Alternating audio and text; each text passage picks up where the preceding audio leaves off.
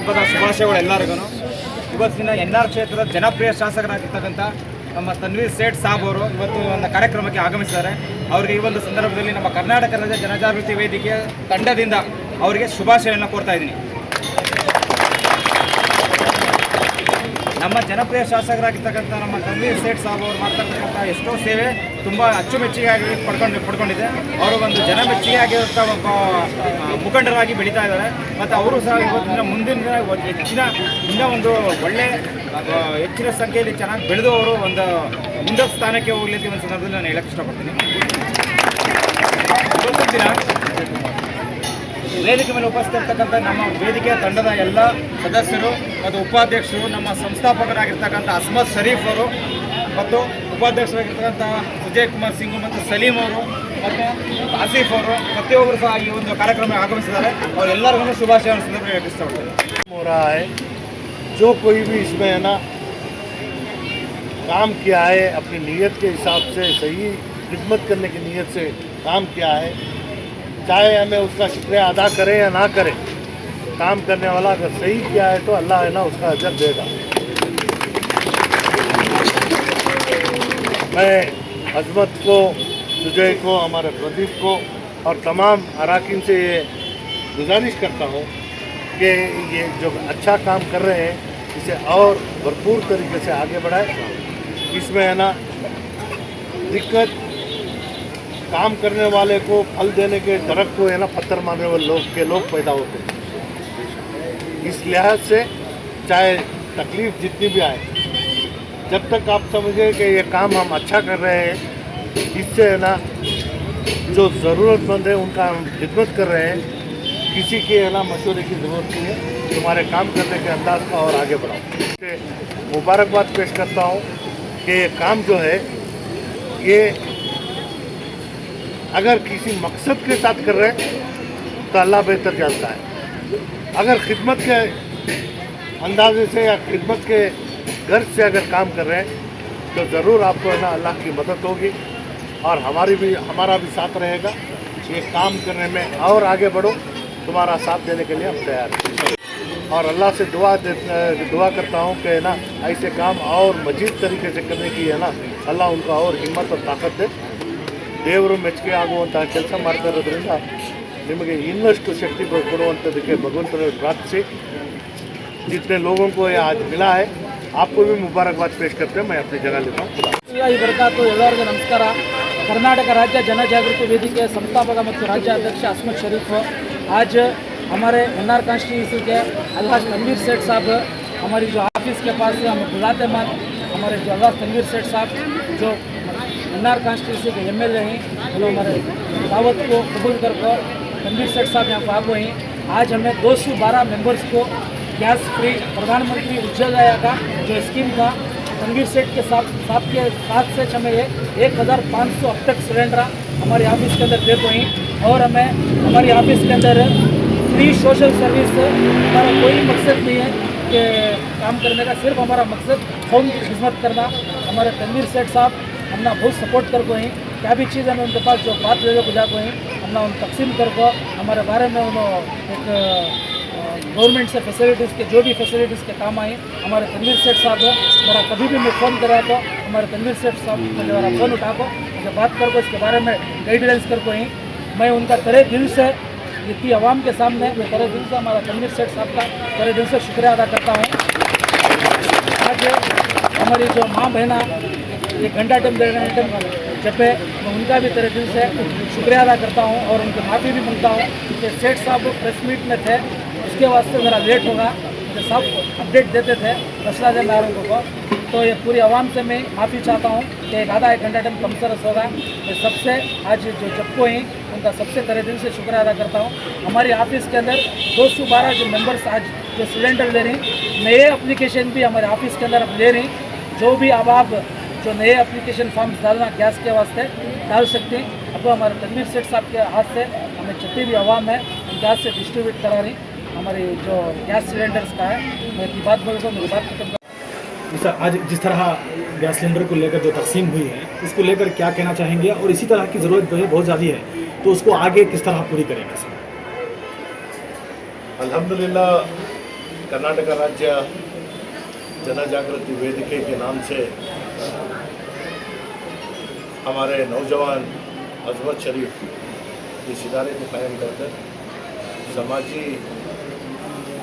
कारकुन के हैसियत से बहुत सारा काम अंजाम दे रहे हैं। लगभग अब तक है ना 1,500 से मजीद गैस सिलेंडर्स, प्रधानमंत्री उज्ज्वल स्कीम, हालांकि ये मरकज़ी हुकूमत का है, रियासती हुकूमत का भी इसमें हिस्सा है। स्कीम जारी होने के बाद आवाम तक जानकारी ना होने की वजह से इनको है ना ये सहूलत नहीं मिल रही। तो घर घर जाकर है ना लोगों को है ना क्या चीज़ की ज़रूरत है ये देख कर है ना मेरे एक हल्के में 1,500 से ज़्यादा गैस सिलेंडर्स अब तक दिए। और जैसे आपको मालूम है कि हुकूमत के नए नए कानून आने की वजह से हर चीज़ के लिए आज आधार कार्ड होना ज़रूरी है। और एक सियासी शख्सियत के हैसियत से अगर मैं लोगों को है ना वोटर ID कार्ड के बारे में बोलूँ तो लोगों को ऐसा लगता है कि है ना इलेक्शन का माहौल आ गया। तो समाजी कारकुन की हैसियत से अजमत शरीफ और उनकी पूरी जो टीम है, जिसमें एडवोकेट प्रदीप है, साथ में सुजय है, सलीम, आसिफ, पूरी टीम आज ये कोशिश कर रहे हैं कि लोगों को किस तरीके से, क्योंकि NRC CAA आने के बाद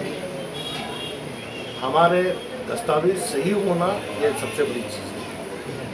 इसके लिए भी है ना बहुत सारा काम अंजाम दे रहे हैं। लोगों को ज़ीरो बैलेंस अकाउंट ओपन कराना या फिर है ना पैन कार्ड बनाना या इसके साथ वोटर लिस्ट और आधार कार्ड को जोड़ना, ये बहुत सारे नए जो चीज़ें आई हैं इल्म की कमी की वजह से या फिर है ना सहूलतें नहीं होने की वजह से हमारे लोग इससे दूर हैं। तो ये सही करने का काम आज अल्हम्दुलिल्लाह ऐसे बहुत सारी तंजीमें काम कर रही हैं, जिसमें है ना कर्नाटका स्टेट तुम्हारा जनजागृति वेदिके के नाम से आज अल्हम्दुलिल्लाह जो गरीब तबका है इनके दरमियान घुसकर काम करने का एक बड़ा बेड़ा उठाए और अल्लाह इनके खिदमत को भी कबूल कर इनको मजीद ताकत भी दे रहा है कि काम है ना और ज़्यादा तरीके से। इससे पहले भी अजीज नगर में जब सिलेंडर दिए, जब भी मुझे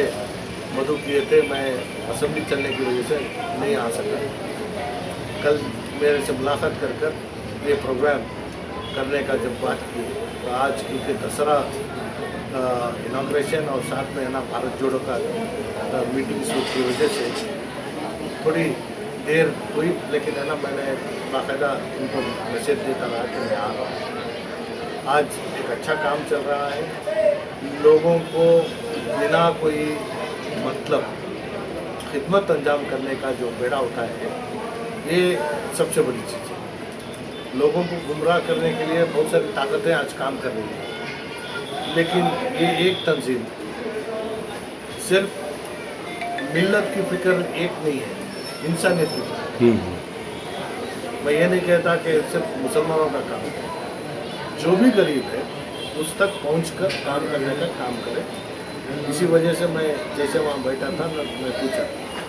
कि आपका मकसद क्या है, किस किस को दिए हैं। यहाँ तक के DM श्रीनगर से, ईके गोड़ से, नज़रबाद से लोग है ना आकर सहूलत फराहम करें। और हमारा एडवोकेट प्रदीप भी है ना इसके साथ जुड़कर जो काम कर रहे हैं, ये हिंदू मुस्लिम एकता का एक प्लेटफॉर्म है। और सबसे बड़ी चीज़ ये इंसानियत के लिए काम करने वाले बहुत कम हो रहे हैं। इसकी वजह से आपस की दूरियां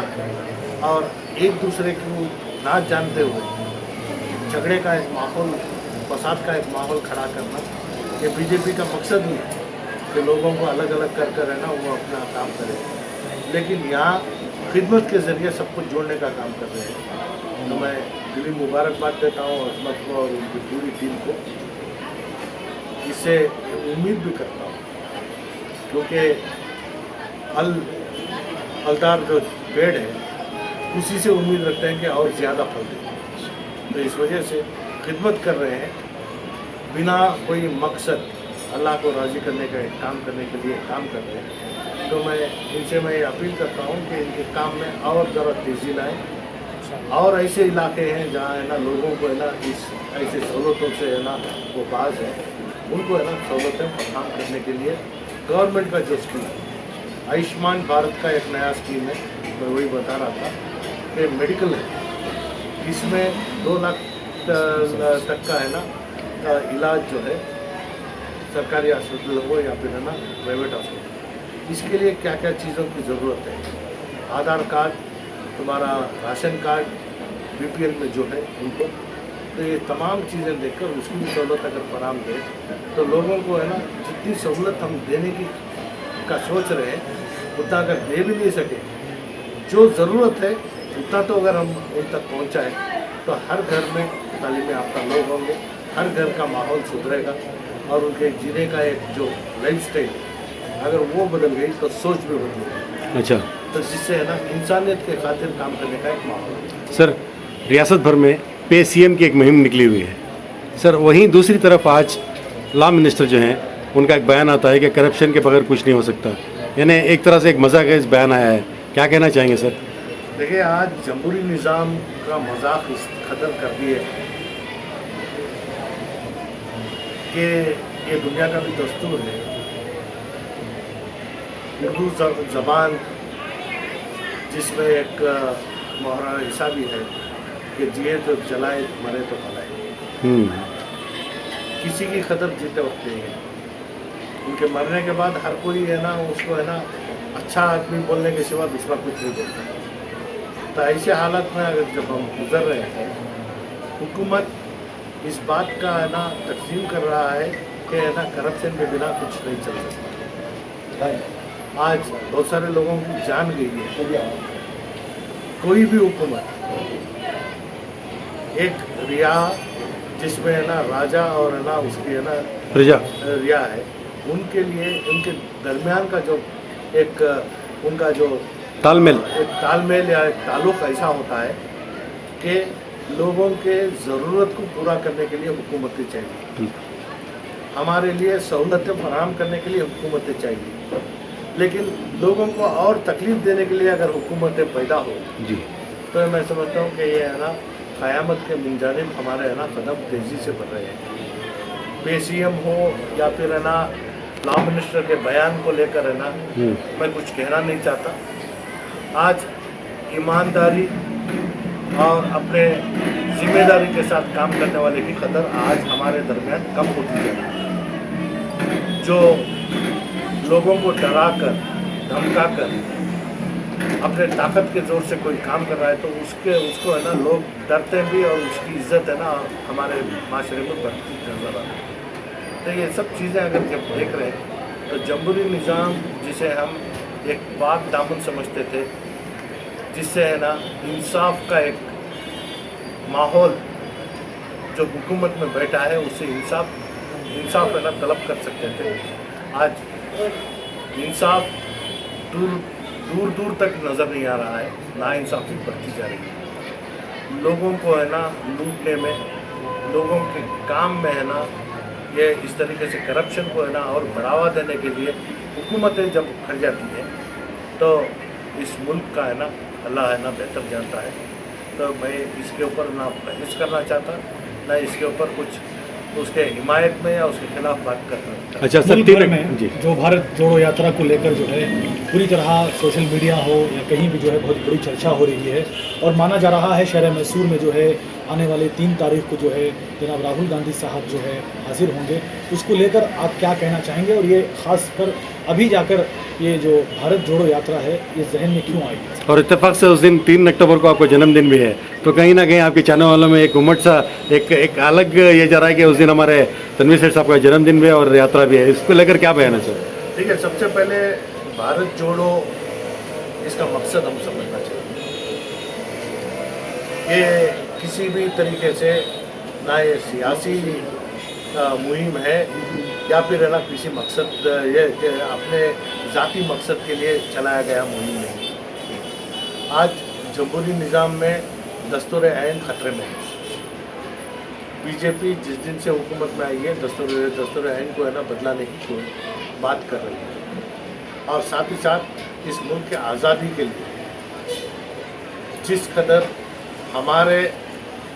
बहुत सारे लोग शहीद हुए हैं, उनकी है ना वो शहादत को भी भूलते जा रहे हैं। और यौम आज़ादी के अव्वल मुजाहिदीन हज़रत टीपू सुल्तान का नाम बीजेपी वालों को है ना एक बिल्कुल मैं समझता हूँ अलर्जिक हो गया है।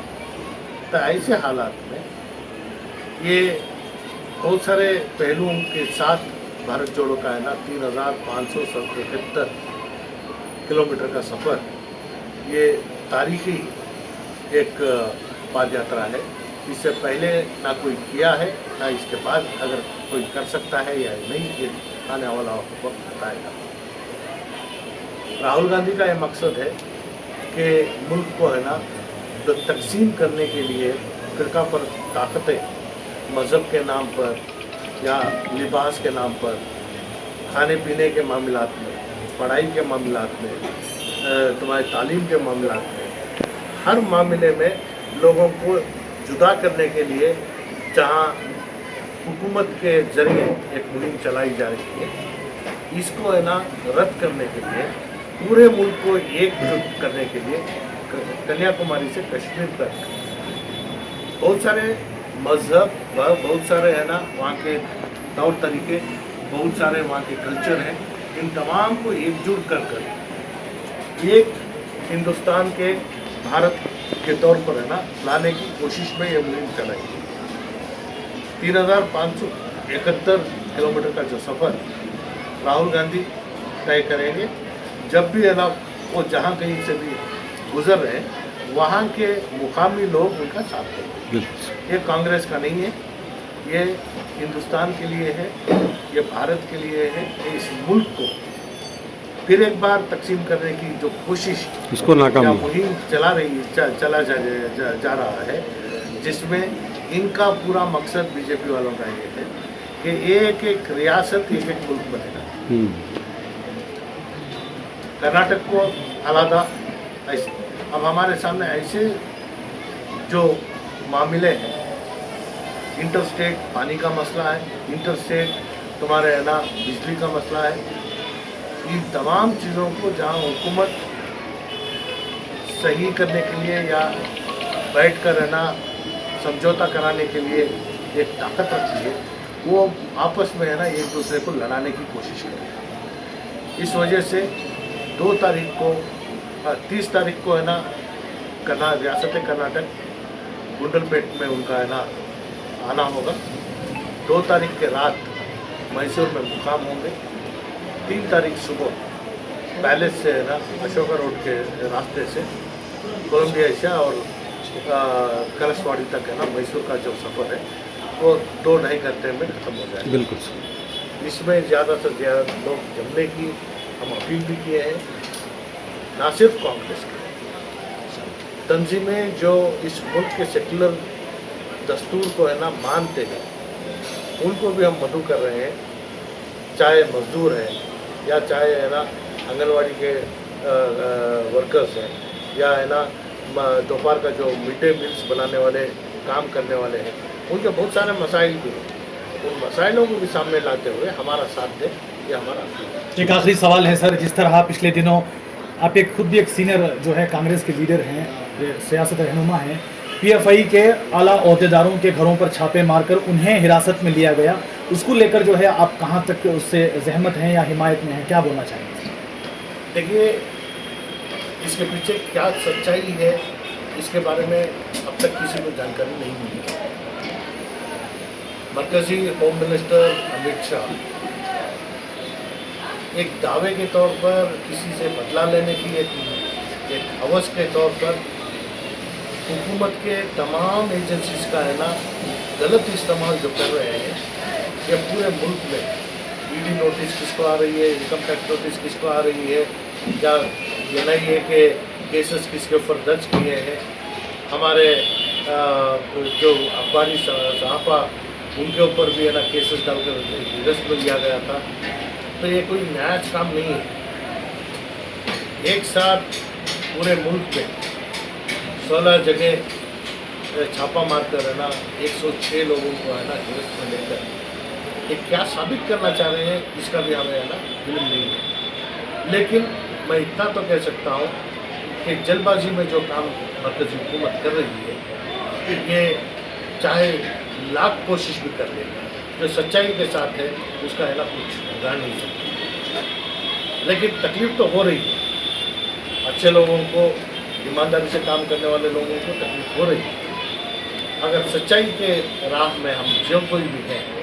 हमने इनकी लाख कोशिश और इनके लाख तकलीफ देने के बावजूद कुछ हमारा बिगाड़ नहीं सकेंगे। ये जो चल रहा है,